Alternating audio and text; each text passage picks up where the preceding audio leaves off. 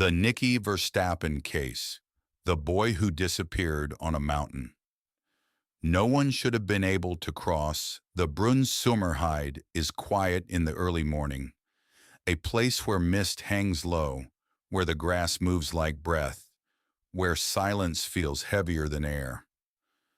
On August 10th, 1998, that silence broke. Search teams moved across the heathland with slow, deliberate steps. No one spoke. No one dared. The only sound was the rustle of boots through wet grass and the distant hum of radios that no one wanted to hear crackle. A volunteer stopped. He saw something small lying in the distance. A shoe, then a shape, then a body. The boy was 11 years old. His name was Nicky Verstappen, and nothing about where he was found made sense. Nicky had been staying at a summer camp, the kind of place parents trust, the kind of place children love. He was shy, gentle, soft-spoken. He slept in a tent with other boys, zipped inside, surrounded by friends. At dawn he was gone. No noise, no struggle. No one saw him leave. The tent zipper was closed. It was as if he had vanished without waking a single person. The camp leaders searched the immediate area first, the paths, the tents, the nearby trees. They expected to find him wandering, maybe confused, maybe scared. But the Brunsummerheide is not a place a child can navigate alone in the dark. It's steep, uneven, covered in dense vegetation. It's easy to get lost. It's hard to move quickly. And yet Nicky was found far from camp. Too far. Too steep. Too dense. Someone had taken him there. Someone who knew the terrain. Someone who moved through the night without being seen. The investigation began immediately. Police questioned camp leaders, volunteers, hikers, locals. They searched every meter of the heathland.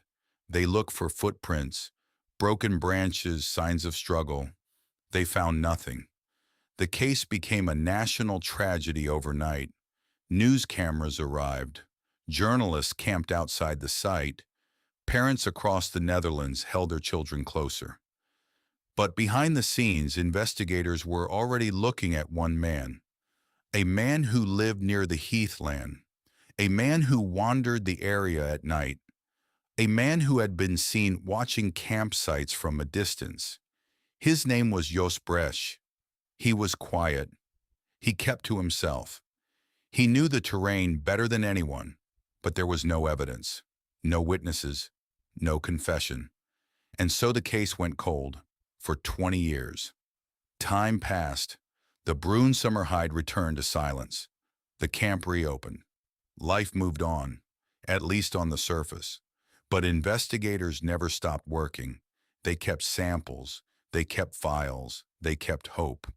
In 2018, everything changed. New DNA technology allowed old samples to be tested again. Clothing that had been stored for decades was re-examined. Tiny traces that once meant nothing suddenly meant everything. Against all odds, a match appeared. Jos Bresch, a man who had quietly disappeared into the woods years earlier. A man who had refused to speak to police. A man who had left the country without telling anyone.